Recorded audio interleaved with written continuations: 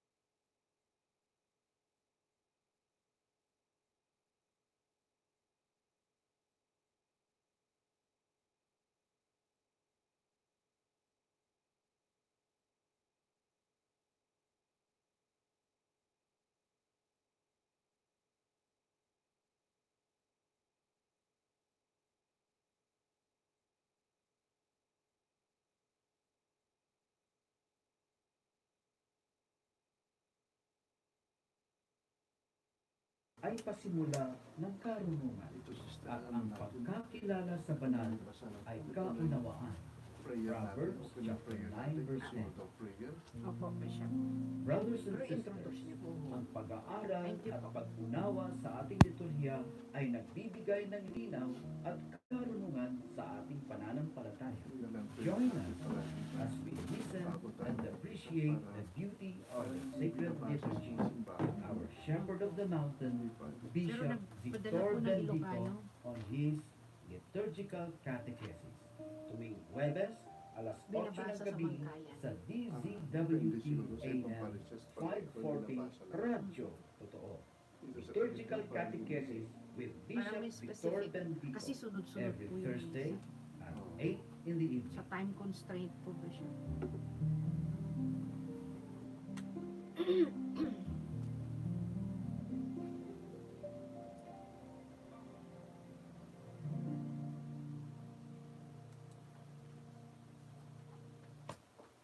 Good evening sa inyong lahat, mga kakabsat.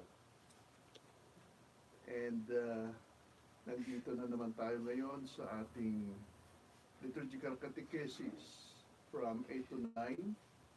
And with me is Sister Jerome Perlas, our one of the staff of the Liturgical Commission in the Diocese of Baguio. Before anything else, I would like to request Sister here to please lead us in the opening prayer. And that would be the prayer for the Synodal process. Sister? Good evening, Bishop. Good evening po sa lahat. In the name of the Father, and of the Son, and of the Holy Spirit. Amen. Amen. We stand before you, Holy Spirit, as we gather together in your name. With you alone to guide us, make yourself at home in our hearts. Teach us the way we must go and how we are to pursue it. We are weak and sinful. Do not let us promote disorder. Do not let ignorance lead us down the wrong path, nor partiality influence our actions. Let us find in you our unity, so that we may journey together to eternal life, and not stray from the way of truth and what is right. All this we ask of you, who are at work in every place and time, in the communion of the Father and the Son, forever and ever. Amen. Amen. In the name of the Father, and of the Son, and of the Holy Spirit. Amen. Amen. Okay. Okay, so thank you so much, Sister, for leading us in the opening prayer. So here we are. Dear friends, listeners, welcome to this liturgical catechesis on the air by the Diocese of Baguio. This is Bishop Victor P. Bendico. And last week we were still talking about the sacrament of confirmation. For this evening, I wish to start with some clarifications on the ministers of the sacrament of confirmation. Well, we know that the ordinary minister of confirmation is the bishop. The priest can also validly confer this sacrament if he has the faculty to do so, either from the general law or by way of a special grant from the competent authority, meaning from the bishop. Ano ba itong sinasabing general law? Well, ang ibig sabihin dito, yung iba, bukod sa obispo, pwedeng magkumpil, no? Those who are equivalent to the diocesan bishop. For example, in a religious community, meron silang tinatawag na abot. Okay? So, pwede yan. And also a priest by mandate of the diocesan bishop, especially the priest who baptizes an adult. So in respect to those in danger of death, the parish priest, or indeed any priest, can administer the sacrament of confirmation. Now, a priest who baptizes an adult in the absence of the bishop can confer confirmation unless this sacrament has to be conferred at another time. When those to be confirmed are too numerous, the minister of confirmation may ask other priests to join him for the administration of the sacrament. Okay, so halimbawa, yung obispo, no, kung napakarami, I experienced this one time when I was still administrator of La Union. That was way back in 2018, dyan sa may Aringay, La Union. Nagkumpil ako ng more than 500 students and young men and women. Kasi, well, that time, no?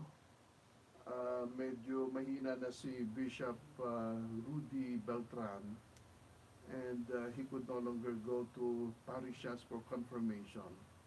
Kaya naipon, napakarami. Sabi ko sa parish priest doon, no, si Father Ferrer yata yun. Sabi ko, well, tulungan mo ako. Kasi napakarami. No?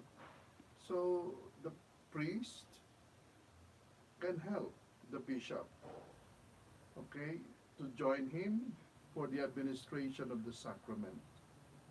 Now, if there are deacons, well, their help should be available. Halimbawa, kung merong mga dapat dalhin, no, ng mga gamit para sa kumpil, like the chrism oil, no, o ano pang iba na mga gamit, pwedeng tumulong yung mga deacons, no? However, the deacons are not allowed to confer confirmation, no? To give or administer confirmation. Kaya hindi pwede, no, magkumpil yung deacon.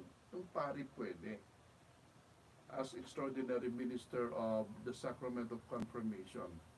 Extraordinary kasi merong ordinary minister who is the bishop.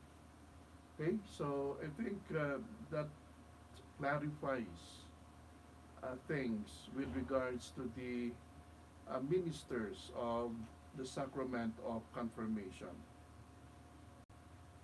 We now go to the rite of confirmation itself.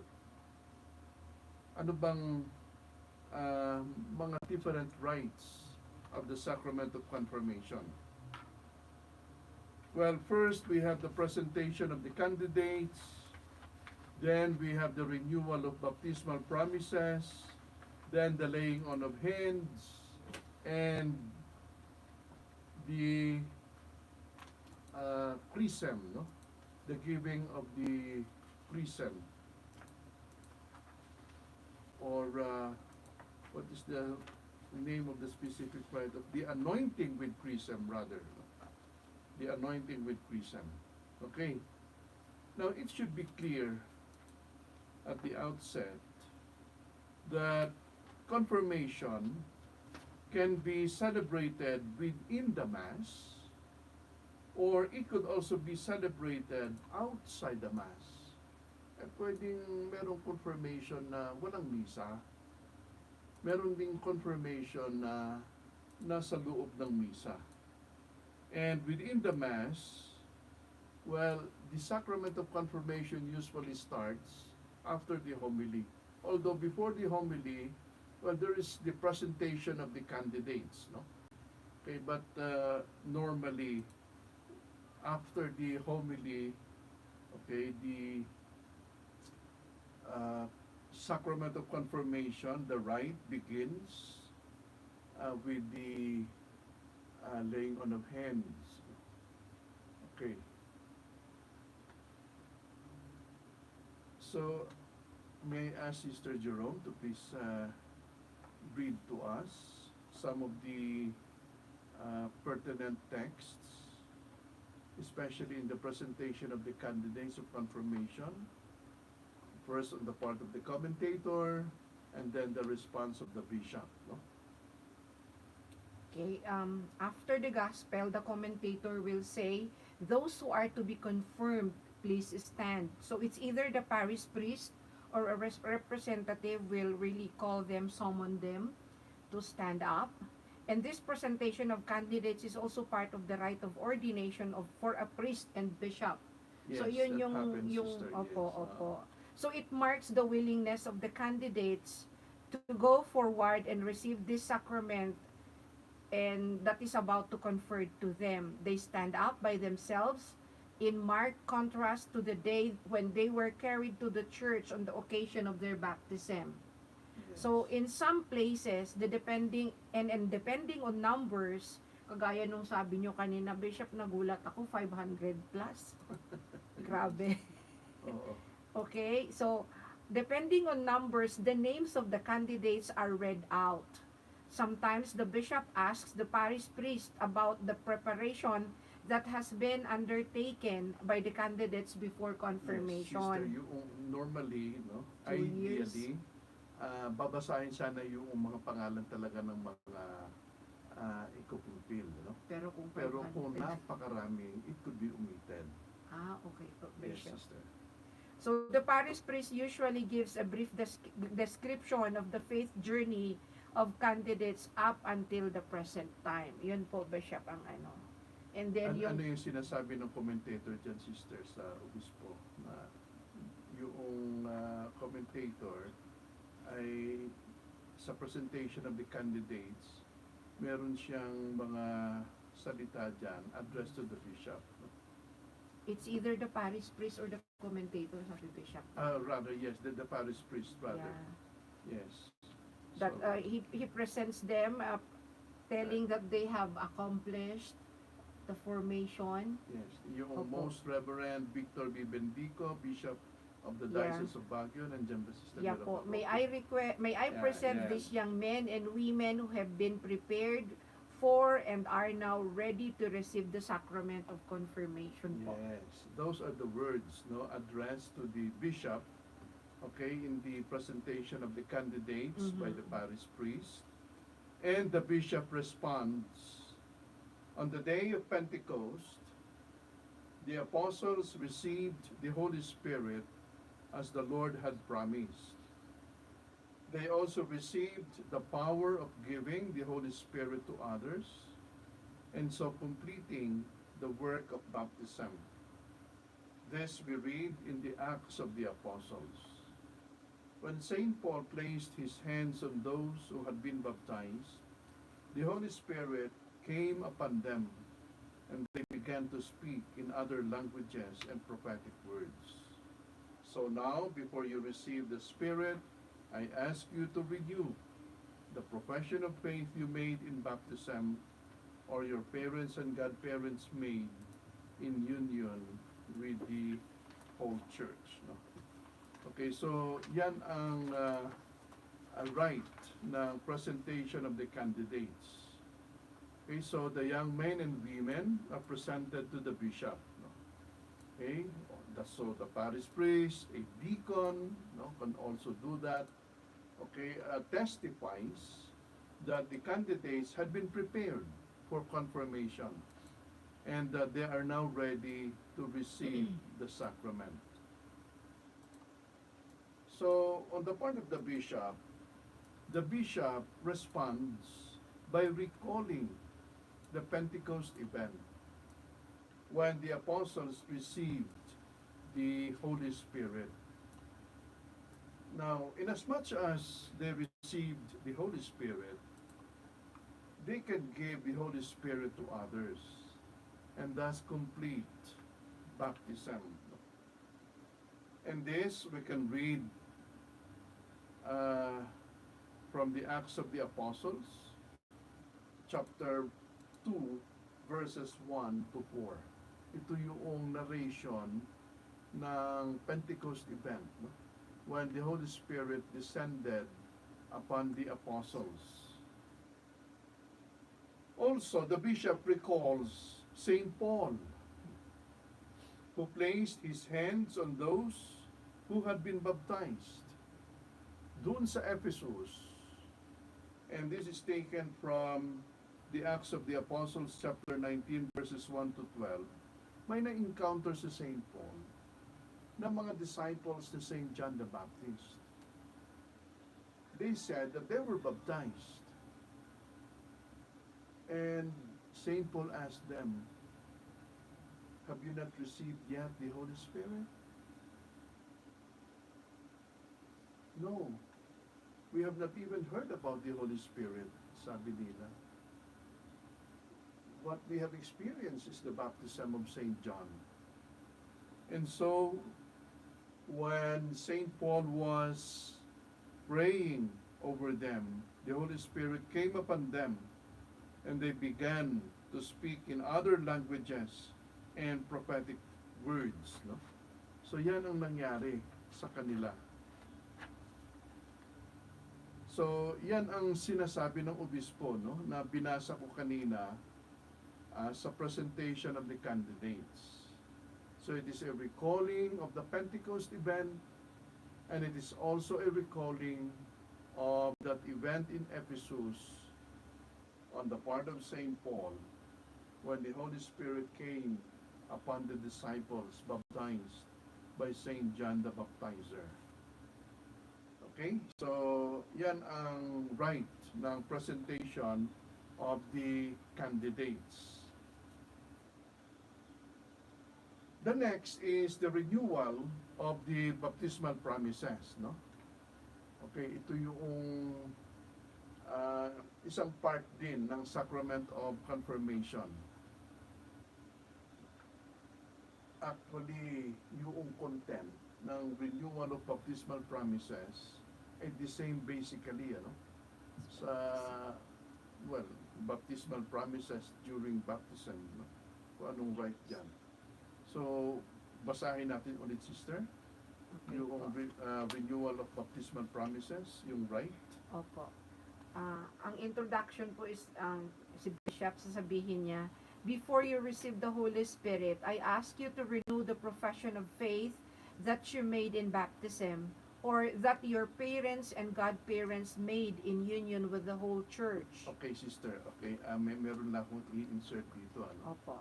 Before the reading of the renewal of the baptismal rite, itong kukumpil ay magsisindi sila ng kanilang mga kandela doon sa Paschal Candle.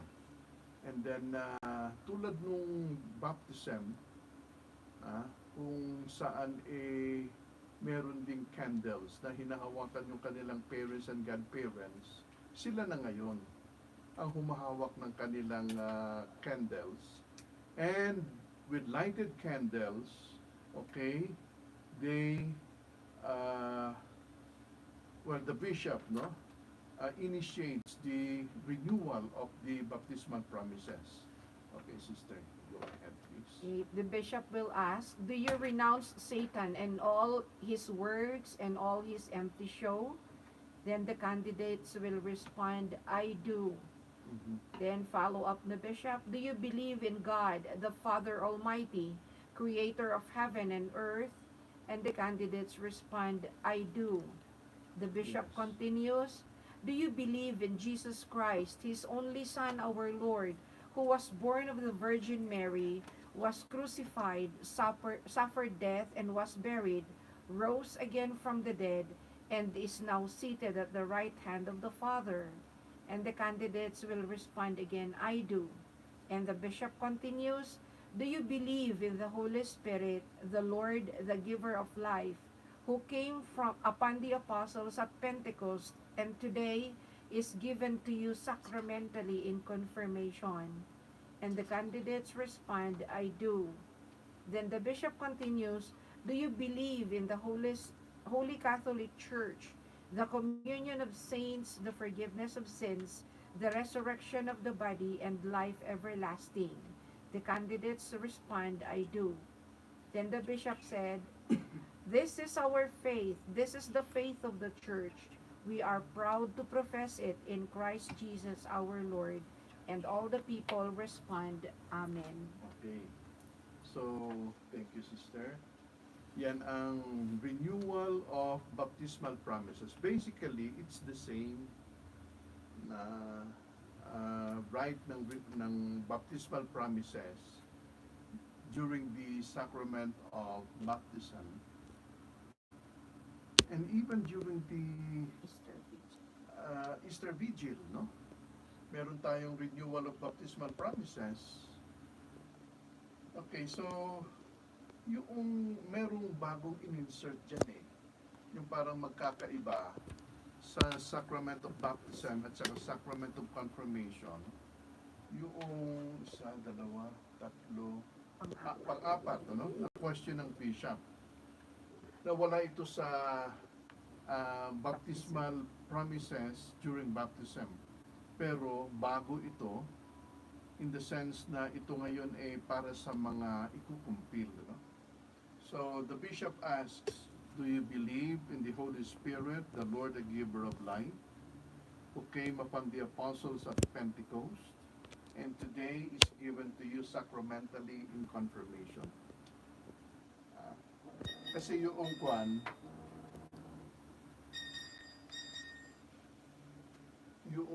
Holy Spirit, normally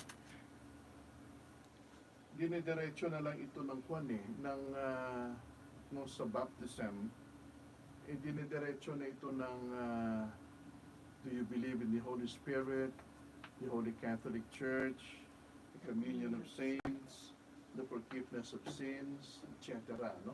Pero dito talagang specific na meron talagang isang question devoted to the belief of the Holy Spirit as the Lord and giver of life, who came upon the apostles at Pentecost, and today is given sacramentally in confirmation.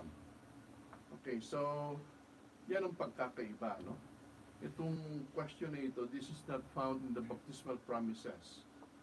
Okay, but only here in the rite of confirmation. So the bishop leads the renewal of baptismal promises.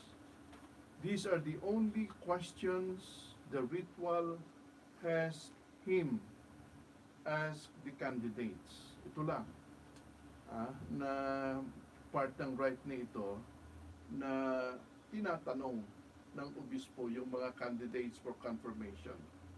Here the bishop elicits from them a profession of faith. Now take note that there is no recitation of the creed at the confirmation mass. So kung yung confirmation within the mass, wala nang credo, ano? Okay, wala nang I believe in God, the Father Almighty, etc. No? The renewal of baptismal promises replaces the creed. Now, we take note also that for every question by the bishop, the candidates answer, I do. And they should do this in a loud manner. Kung minsan kasi, nagtatanong ako sa mga kandidato, ano ibig sabihin sa mga young men and women for confirmation? Napakarami, pero yung sagot ay mahina. No? Okay, so yung mga catechists na nagkakatikay sa ating mga ikukumpil, please take note and remind those to be confirmed na kung sila ay sasagot ng I do, they should do it loudly. Ano? Loudly. So after the questions and answers, the bishop says, this is our faith, this is the faith of the church. We are proud to profess it in Christ Jesus our Lord. Okay. So, ito yung masasabi natin na we have to really take to mind the importance of our faith. The faith that we have in the Lord and the faith that we have as a church. And that we are supposed to be proud of it. And that we are supposed to profess it. Okay. Not much about that. We now proceed to the third part of the confirmation rite, which is the laying on of hands. Okay, so sister, can you read to us the rite of the laying on of hands? On the laying on of hands, the bishop will say, my dear friends, in baptism, God our Father gave the new birth of eternal life to His chosen sons and daughters. Let us pray to our Father that will pour out the Holy Spirit to strengthen His sons and daughters with His gifts and anoint them to be more like Christ, the Son of God. And then there is a moment of silence po. Yes. And then the bishop will continue together with the priests who will minister the sacrament with him to lay hands upon the candidates. They extend their hands over them, and then the bishop alone prays this prayer.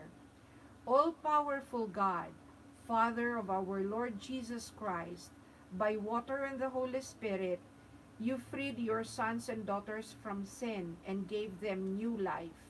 Send your Holy Spirit upon them to be their helper and guide.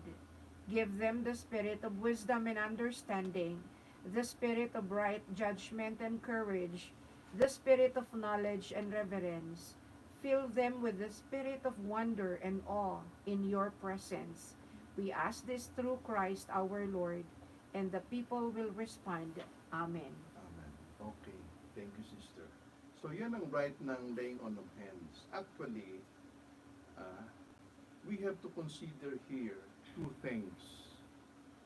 Yung unang binasa ni sister, no? Yung parang invitation, no? On the part of the bishop. Okay? And this invitation is addressed to the people. Okay? So, nag-uumpisa yung bishop na nagsasabi, ano? My dear friends, in baptism, God our Father gave the new birth of eternal life to His chosen sons and daughters. Okay. So here the bishop faces the people because the bishop addresses these words to the people. And what should be the response of the people? The response of the people should be silence. Even the instruments for singing, they should also be silent. He invites the people to pray to our Father, that the Father will pour out the Holy Spirit on those to be confirmed and anoint them to be more like Christ. Okay, so that is the first part to consider in the rite of the laying on of hands, the prayer addressed by the bishop to the people of God. After that comes a prayer addressed now by the bishop specifically to those who will be confirmed. So he speaks now and prays now for those to be confirmed, that the Father will pour out the Holy Spirit to confirm the candidates, that is, to strengthen them with His gifts. Let me repeat that. All-powerful Father, our God, Father of our Lord Jesus Christ, by water and the Holy Spirit, you freed your sons and daughters from sin and gave them new life. Send your Holy Spirit upon them to be their helper and guide. Give them the spirit of wisdom and understanding, the spirit of right judgment and courage, the spirit of knowledge and reverence. Fill them with the spirit of wonder and awe in your presence. We ask this through Christ our Lord. Amen. Now, habang dinadasal ito ng bishop, no? Well, it should be clarified that the priest, or rather the bishop, okay, extends his arms forward, palm down over the entire group at once. And that is in the form of the laying on of hands. No? So here it should be clarified that the laying on of hands, no, in practice is that the bishop extends his arms forward, palm down over the entire group at once. Ito'y kung marami ikukumpil. No? Kasi napakahirap naman na pupunta yung obispo doon sa mga ikukumpil kung napakarami. And then, he will lay his two hands on the head of each of the candidate. Eh kung more than 500 yun, abutin tayo ng napakatagal, no? Okay lang kung isa o dalawa ay ikukumpil, no? Okay, pwede na ilalagay ng obispo yung kanyang kamay, no? Dalawang kamay sa ulo ng ikukumpil. So the bishop alone recites the prayer while his arms are extended. The words in the prayer incorporate the gifts of the Holy Spirit. And these are the gifts enumerated in Isaiah chapter 11 verse 2. Okay? Ito yung binanggit ko kanina. The spirit of wisdom and understanding, the spirit of right judgment and courage, the spirit of knowledge and reverence, the spirit of wonder and awe in God's presence. No? Okay, so Christians have numbered them as the traditional 7 gifts bestowed on all the faithful at their confirmation. Okay? So, what now of the laying on of hands? Well, yun na nga, yung nasabi ko kanina, yung extension ng hands ng bishop with palms down, no? Okay, while saying this prayer. You know, regarding the laying on of hands, maraming meaning ito eh. Kasi there are different laying on of hands. In other words, done in the different rites or in the different sacraments. So for example, when the priest lays his hand on children, what is the meaning of that? It means blessing for the children. When the bishop lays hands on those to be confirmed, anong ibig sabihin yan? It means the reception of the 7 gifts of the Holy Spirit. The bishop lays hands on the person to be ordained.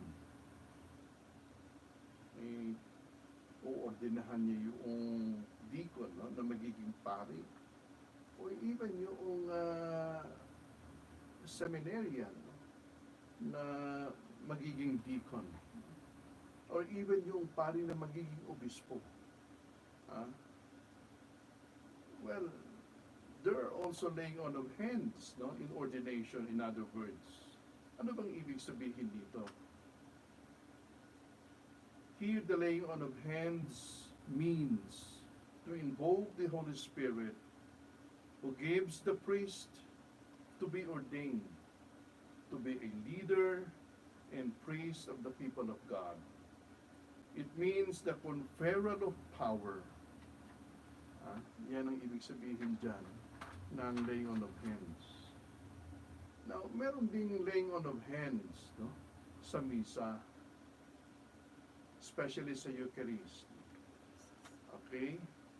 And this happens before the consecration. The hands of the priest are placed over the bread and wine so that they may become the body and blood of Christ. Anong sabi ng pari dito? You are indeed holy, O Lord, the fount of all holiness. Make holy therefore these gifts, we pray, by sending down your Spirit upon them like the dew fall, so that they may become for us the body and blood of our Lord Jesus Christ. Okay. So, while the priest is saying this, yung dalawang kamay niya, no? He lays down his hands on the gifts of bread and wine so that they will become the body and blood of our Lord. Ito yung tinatawag natin na epiclesis. Ibig sabihin ng epiclesis, it is the calling down of the Holy Spirit to make holy the gifts of bread and wine. It means the sending down of the Holy Spirit like the dew fall. Nabanggit ko na itong dew fall, ano? I think last time, I've already mentioned here na yung dew fall in Old Testament times, ito yung one of the symbolisms of the Holy Spirit. Okay?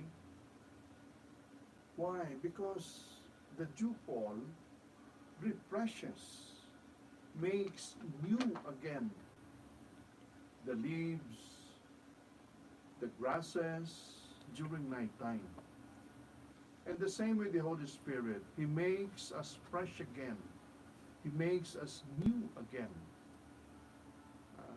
Kaya yun ang isa sa mga kuminsan hindi natin nababanggit, pero napaka-importante na symbol ng Holy Spirit.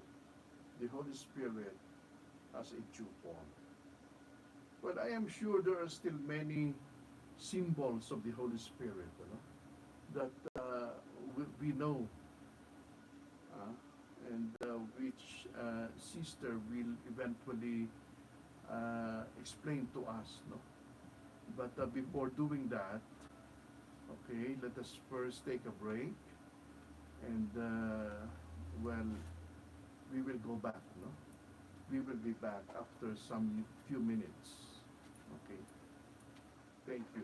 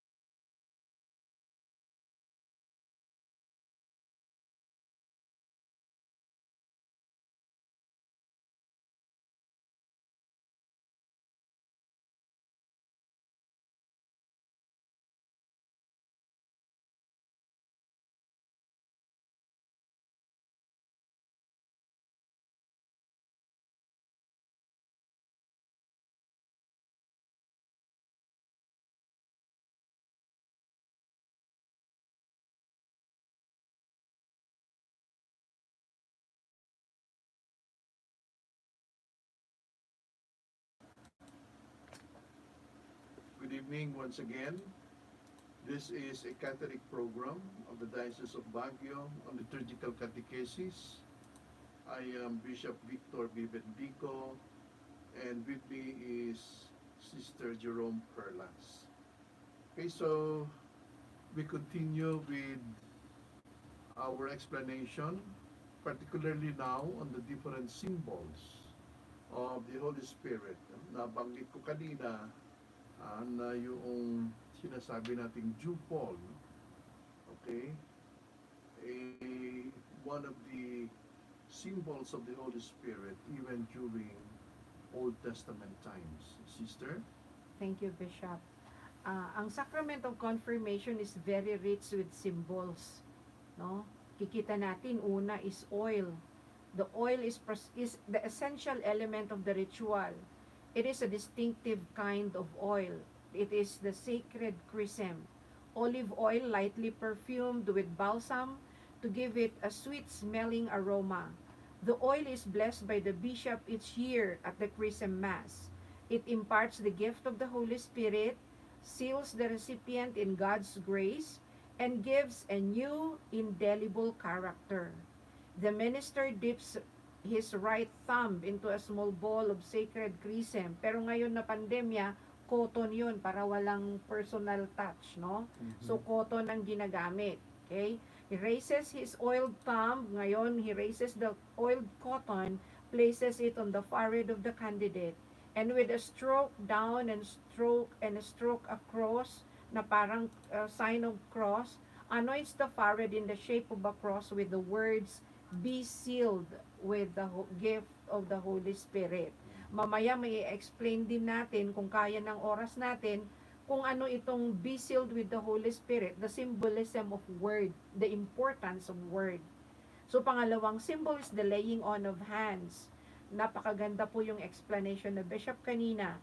No, ito may mga scriptural citations din dito. The apostles laid hands on Stephen and 6 others on the Acts of the Apostles, chapter 6, verse 6, doon sa selection of the deacons. And then, Peter and John laid hands upon believers in Samaria, Acts 8:17. Then, Ananias laid his hands on Paul in Damascus, Acts chapter 9, verse 17, yung conversion of Paul ito. Then, Paul laid hands on disciples in Ephesus, Acts 19, verse 6. And all received the gift of the Holy Spirit. The ritual no longer has a laying on of hands upon each individual confirmand. Nabanggit ito ni Bishop kanina, kung 500 yung confirmants, tapos kung isa-isain niya, baka 250 lang napagod na si Bishop.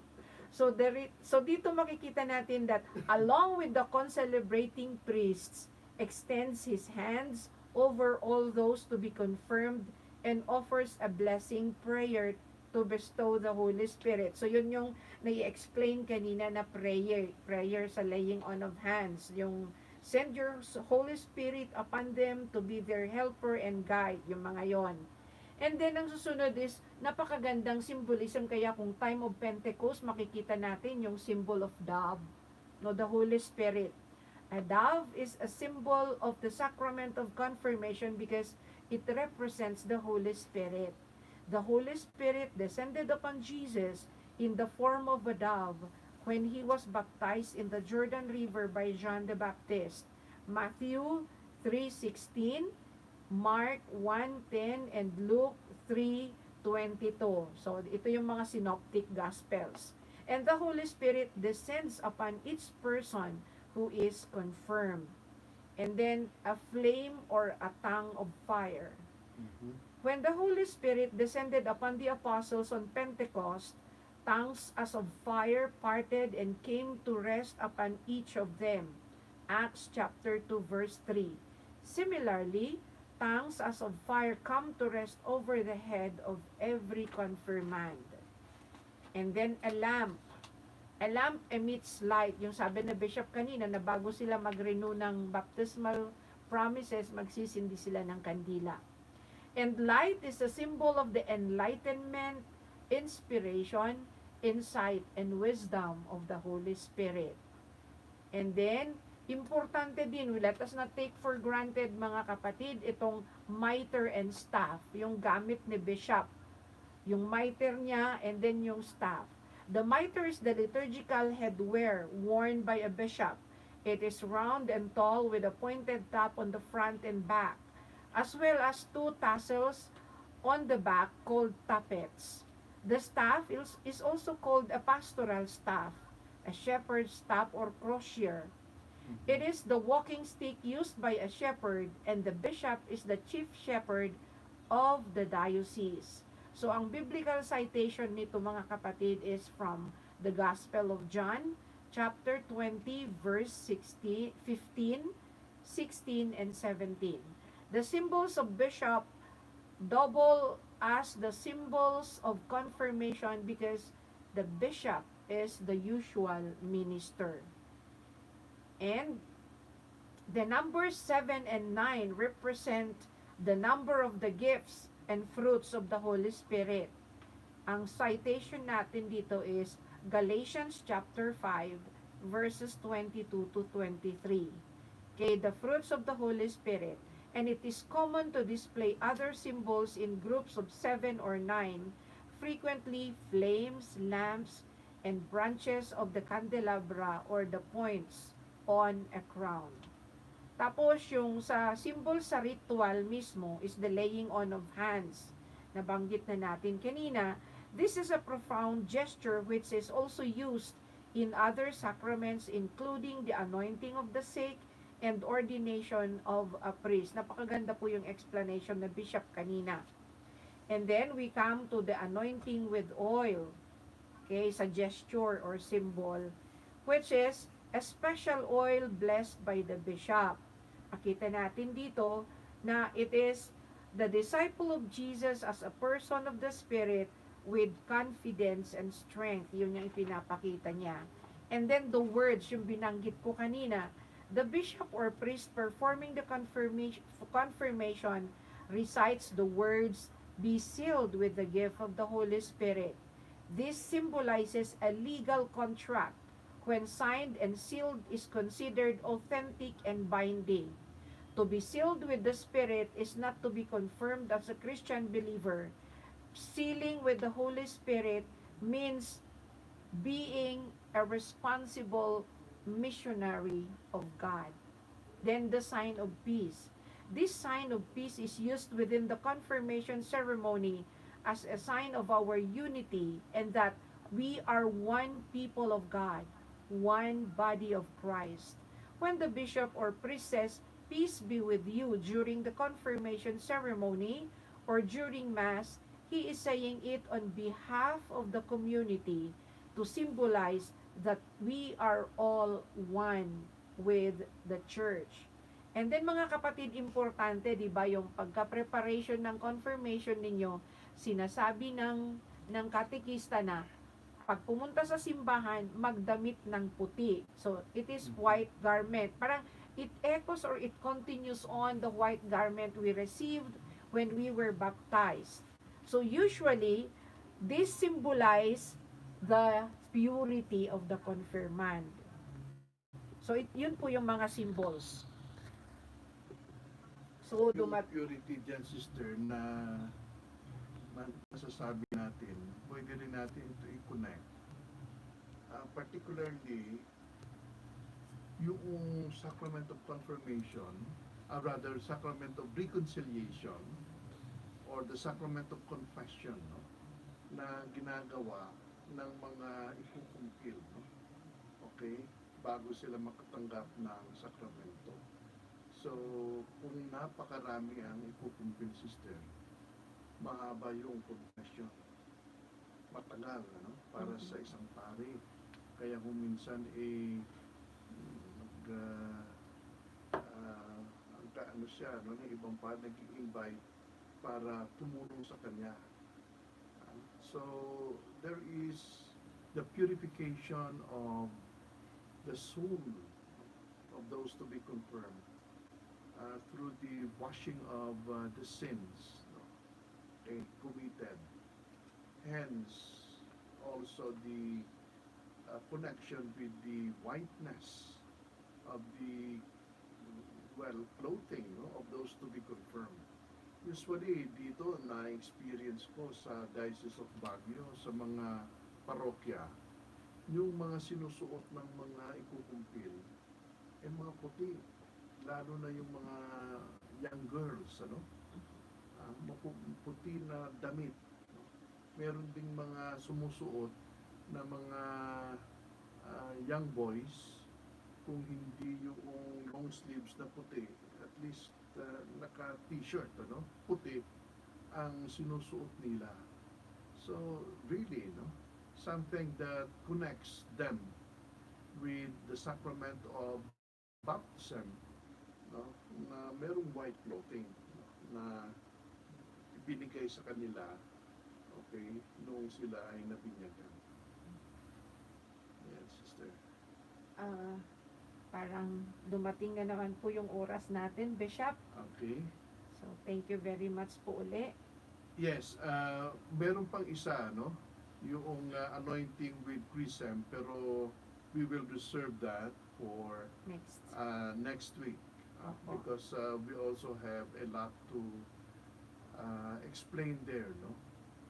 As anointing with chrism.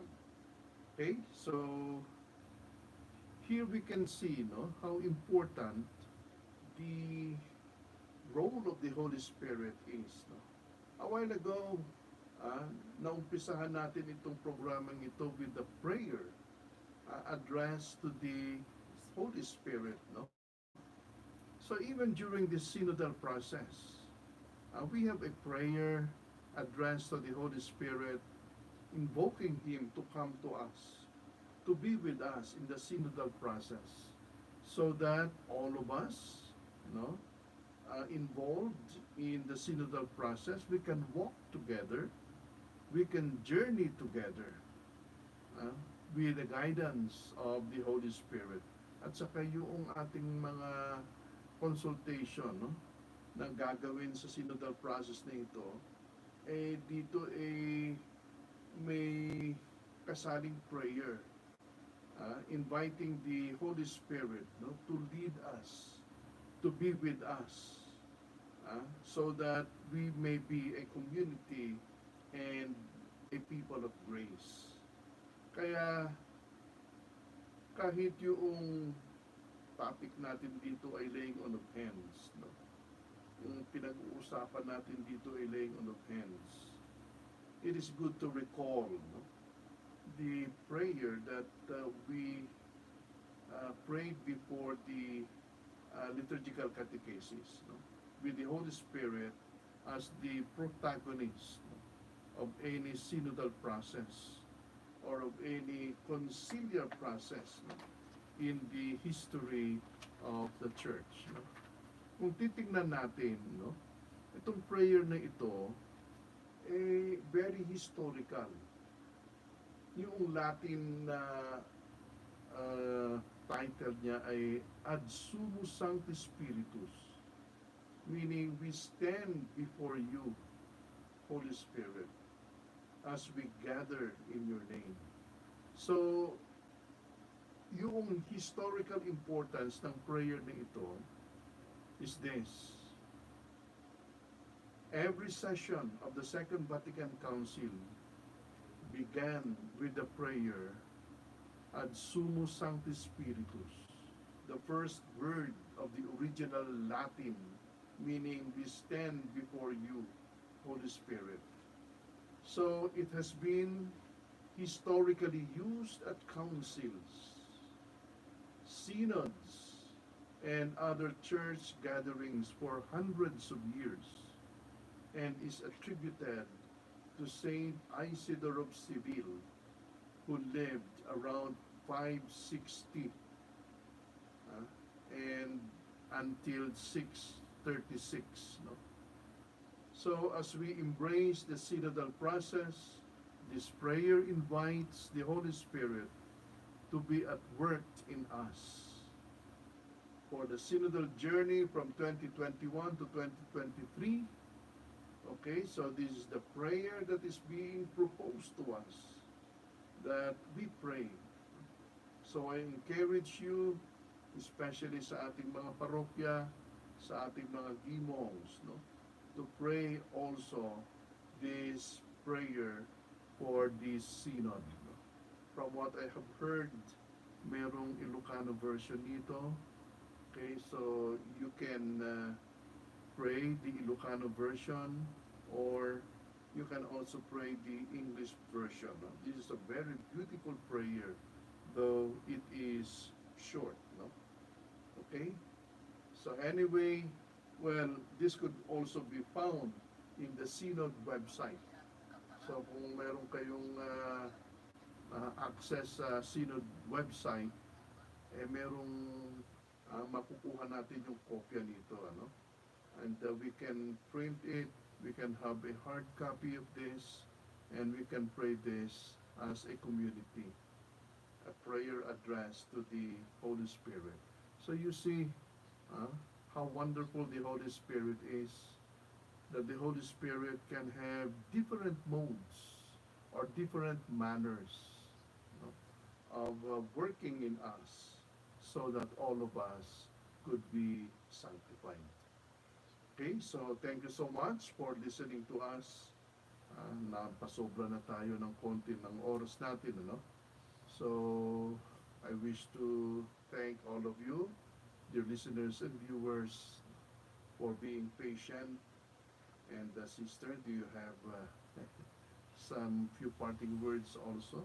Agyaman kami manen unay kakabsat, tin kay panagdengdengeg, iti radyo, ken panagbuybuya iti FB page ti diocese, ket sapay kumata itultuloy tayo. Nagpintas di ko na ni Apo Obispo tayo, nga kanayon tayo nga agkararag, iti pannilaw, ti Espiritu Santo, ti inspirasyon ni Espiritu Santo, saan lang nga iti detoy may panggap ti sinod, no diket di agraman pay kadagiti panagaramid tayo iti desisyon tayo aglalo manenti, daytoy panagpipili iti agtuturay tayo, selecting our leaders, we ask the Holy Spirit to inspire us. So, stay safe, kakabsat, keep warm. Okay, so I thank you so much, sister, for being with us and for really taking to heart, no, the different explanations that we had been having in relation to the sacrament of confirmation. And I also would like to thank our technical partners in the person of Neil Dalilis here and his wife, Shanti Dalilis, and our friend there at the other side of the booth, sa technical. Thank you so much. And of course to our station manager, Father Mark Batolne. And to all of you indeed, dear listeners and viewers, for this liturgical catechesis for this week. Okay, so next week we will continue with this, and hopefully, you know, we will be able to finish already the sacrament of confirmation. And of course, after the sacrament of confirmation, we will start our liturgical catechesis with the sacrament of the Eucharist. Okay? Thank you po, So, Bishop. I will now give you my blessing. The Lord be with you. And with your spirit. May Almighty God bless you, the Father, and the Son, and the Holy Spirit. Amen. Amen. So, good night, everyone. Good night po. Thank you sa inyo.